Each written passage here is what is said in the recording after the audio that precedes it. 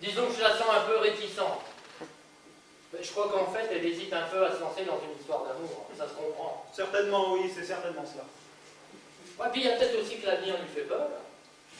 C'est sûr que moi, je ne vais pas l'emmener tous les jours dans des grands restos. Hein? Un petit McDo de temps en temps, je dis pas. Mais pas plus, hein. Je suis pas Rothschild. Ça se saurait? Attends, je suis pas un glandon non plus. Non, j'ai un petit boulot, un 3 pièces cuisine que je trouve pas trop cher, et puis une bagnole qui a à peine 15 ans. Non, je me plains pas. Simplement, j'ai pas vos moyens. Alors c'est sûr qu'au début, à la Connie, bah, ça va lui faire drôle. Oui, je comprends. Il est bien certain que l'individu, même le plus circonspect, en arrive à des contingences qui dénotent une certaine relativité. Mais il est des circonstances où l'homme intelligent, l'homme perplexe, quelque intelligent soit-il, se doit d'obtempérer à ces contingences numériques. En son temps, c'est moi. Et ben voilà. Vous avez tout compris. Moi, pas sûr, mais c'est pas grave. Écoutez, après que je passe comme ça, vous allez bien boire un petit coup quand même. Au fait, puisque c'est vous le patron du Dirlo de chez Moule, enfin chez Moulinge, et que je suis sûr que même si vous larguez Cody, ça ne vous plairait pas qu'elle soit dans la mouise. Vous pourriez peut-être me pistonner un peu. Vous pistonnez? Oui, quoi, me faire avoir de l'avancement pour que je gagne un peu plus. Comme ça, à la Cody, ben, après le McDo, je pourrais lui payer une séance de cinoche. Oui, je comprends, mais voyez-vous, je n'ai pas l'habitude d'avoir ce genre de débat. Oh, bah, je vous demande pas de me nommer à la place du Dirlo. Oh, non. Un petit coup de pied au cul pour que je monte d'un cran ou deux, c'est tout. Et ça fait quand même 20 ans que je suis dans le slip. Non, je veux dire, ça fait 20 ans que c'est moi que je contrôle si l'approche kangourou est bien faite. Ah, vous me direz, c'est important que l'approche kangourou elle soit bien cousue. Pas trop gros, c'est pas trop petit. Et puis, bien au milieu et bien droite. Un poil trop à droite, c'est pas bon. Et un poil trop à gauche, c'est pas bon non plus. Et un poil dans le slip, eh ben, c'est vite fait. Vous voyez ce que je veux dire? Bon. Eh ben, c'est moi que je contrôle depuis 20 ans. Eh ben, pas une réclamation, pas une. J'avoue que je suis très impressionné. Ah bah tenez, je suis sûr que vous emportez un slip de chez vous, enfin, eh ben, regardez, hein, vous verrez que c'est nickel, du travail de pro. Je vous fais confiance. Non mais regardez, n'hésitez pas. Je vous crois. Bon, puisque vous ne voulez pas regarder, j'ai une idée, bougez-vous un peu. Bouger? Bouger comment? Bah, enfin, bougez-vous le derrière, remuez-vous le popotin, quoi. Comme ça, tiens. Mais pourquoi? Bah, enfin, c'est pour vous donner une preuve. Allez-y, ayez pas peur de secouer tout ça. Je vais le faire parce que sinon je sens que vous n'allez pas me lâcher. Bien. Et alors? Bon, est-ce que vous vous sentez bien? J'avoue surtout que je me sens un peu ridicule. Ouais, non, mais je parlais pas de ça. Je veux dire, dans votre slibard, est-ce que tout va bien? Oui, ça va bien, merci. Bon, est-ce que ça a bougé? Écoutez, ça devient très gênant, mais c'est parfait. Eh ben voilà. Du travail de pro. La poche impeccable. Et ben maintenant, quand vous sauterez dans votre slip le matin, vous pourrez dire que si vous êtes si bien, ben c'est parce que le Jean-Claude, il a mis son nez dedans.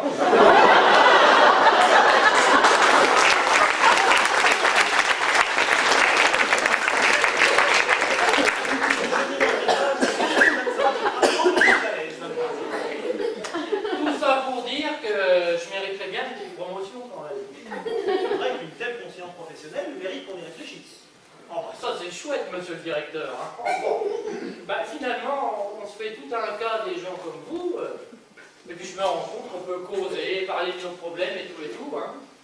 En fait, vous n'êtes pas si tocard qu'on le pense. Bon, merci de vous en rendre compte. Bien, maintenant, je vous prie de m'excuser, mais puisque nous devons sortir ce soir, je dois aller me préparer. Ah ouais, c'est vrai, moi faut que je me trouve aussi une guenille pour la soirée. Ah, Valentine, j'ai hâte d'être à ce soir pour vous faire valser. J'espère de vous décevoir, Francis, mais la valse et moi ne faisons pas très bon ménage. Qu'à cela ne tienne, je suis très bon danseur. Vous n'aurez qu'à vous laisser guider par mes mains expertes. Ah bah, j'espère qu'il y aura des rocs, hein, parce que ça c'est mon truc, hein, moi le rock. Tiens d'ailleurs, Cody, va falloir pas oublier de mettre une culotte parce que je vais vous faire tourner dans tous les sens. Bon, allez, viendez, monsieur le directeur, on va se faire beau. Ma pauvre Valentine, vous allez avoir beaucoup de mal à vous débarrasser de Francis. Oui, et vous, Jean-Claude? Ah oui, le pauvre. Quelle déception il va avoir quand je vais lui dire qu'il ne m'intéresse pas. Oh, il s'en remettra vite. Hein. Je suis certaine qu'il se font des films, qu'il est de ceux qui se font des films dès qu'ils voient une jolie fille, mais qui oublient très vite dès qu'une autre passe. Et puis de toute façon, je crois bien qu'il se consolera très vite dans les bras d'Arlette. Bah, pourtant, il semblerait qu'entre eux, tout n'aille pas pour le mieux. Hein. Ne vous inquiétez pas pour eux. Les disputes doivent être monnaie courante chez eux. Mais ils s'aiment et c'est certainement grâce à ces disputes qu'ils s'aiment. Eh ben, j'espère pour lui que vous avez raison. Oui, oui. En tout cas, je suis contente que vous ayez accepté de rester quelques jours de plus. Ah bah, votre femme aurait été si gentille de me le proposer que je ne peux pas refuser. Et puis, je ne savais pas très bien où elle était. Non, non, ce n'est pas possible. Valentine! Et je crois que je vais vous laisser en famille. Oui. Mais pourquoi? Parce qu'il n'en est pas question. Écoutez, Sylvain, depuis quelque temps, j'ai l'impression d'être dans le tambour d'une machine à laver et de tourner avec le linge. Tout ce que je viens d'apprendre m'a mis la tête en vrac. Mais pour ça, c'est non. Et que se passe-t-il? Un problème? Sylvain voulait nous accompagner à cette soirée. Il n'en est pas question. Pourquoi? Mais parce que il est à mon service.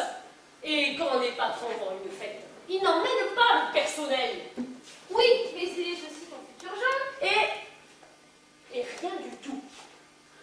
Maintenant, ça suffit. J'ai besoin qu'on m'accorde un break.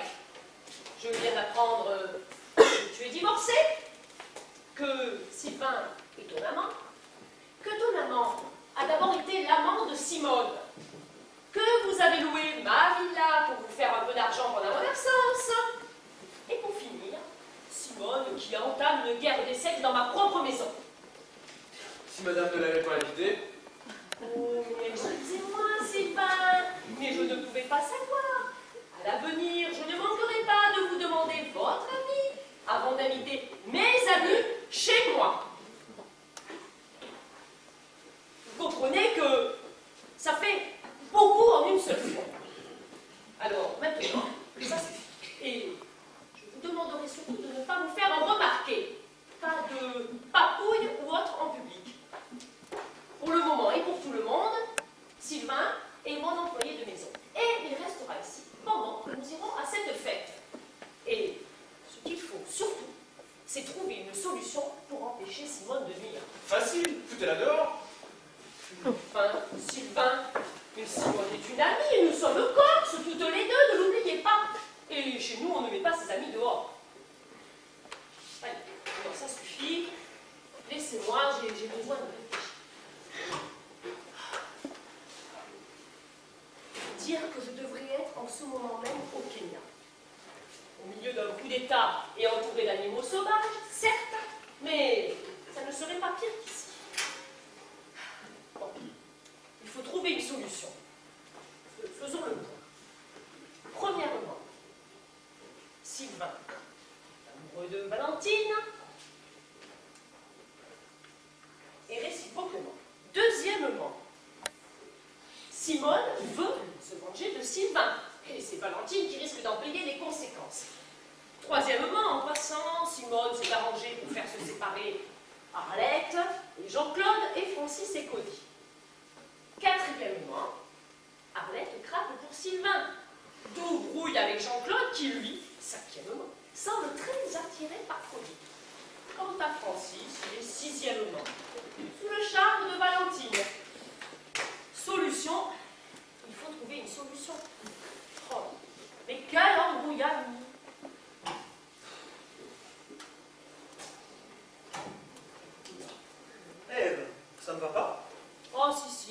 petit coup de barre.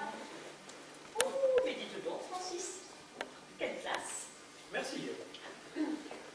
Francis, je ne voudrais pas sembler discrète, mais cela s'arrange-t-il avec Cody? Cody, elle ne fait plus partie de ma vie. Justement, ma chère Ève, je souhaitais vous parler de Valentine. Aïe. Ma chère amie, je vais être franc et direct. Votre fille me plaît énormément. Oh, En tant que vieux ami, voudriez-vous intervenir en ma faveur? Vous connaissez ma position sociale et ma fortune. Avec moi, elle ne manquera de rien. Je la couvrirai d'or, je lui ferai rencontrer les gens les plus importants du pays et d'ailleurs. Avec moi, son bonheur est assuré. Francis, vous prenez un peu dépourvu, alors je vais être franche et directe. Pensez-vous que pour Valentine, être heureuse se résume à être couverte d'or et à fréquenter les cocktails les plus huppés? Toutes les filles en rêvent, il me semble.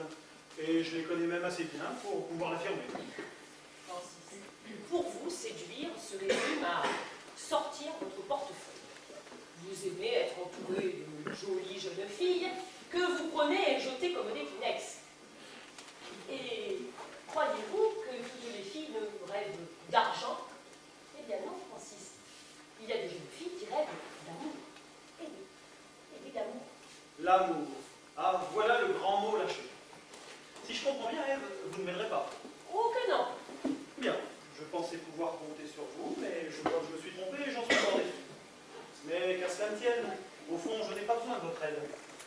Votre fille tombera dans mes bras plus tard, et vous apercevrez que c'est vous qui faites fausse route avec votre amour. Ah, monsieur le grand directeur, vous êtes là. Est-ce que vous savez faire les deux cravates? Parce que je ne sais pas. D'habitude, c'est l'Arlette qui me fait faire. Là, elle oublie comme c'est pas permis. Impossible de la réveiller. De toute façon, celle-là, je ne comprends plus rien. Ah, Francis a réussi à me mettre le doute. Et si Valentine se laissait aveugler? Et si elle succombait au charme de Francis? Francis est très malin et beau parleur. Oh là là. Il faut quelque chose, mais quoi? Voilà. Merci, monsieur le grand directeur. Bon, ben voilà. J'ai plus qu'à me mettre un coup de savon dans le calbut et je suis fin prêt pour une nuit d'orgie.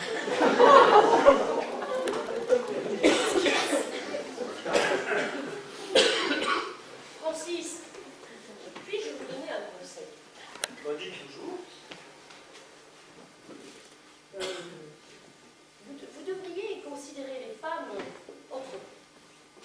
Vous vous affichez avec des filles comme vous dites. Rien, à part des regards envieux et jaloux, mais vous n'êtes pas plus respecté pour autant, et même bien au contraire. Vous croyez cela? Pas d'accord. Moi, je pense aussi que les gens m'envient et me jalousent, certes, mais surtout qu'ils se disent quel homme ce Francis, quelle chance il a. Mais vous faites fausse route encore une fois, Francis, vous savez ce qu'ils se disent. Quel gros con ce Francis, s'il croit nous impressionner avec ses pétasses. Voilà ce qu'ils se disent. Eh bien, si j'étais vous, je mettrais un terme à tout ça. Je chercherais une femme, une vraie.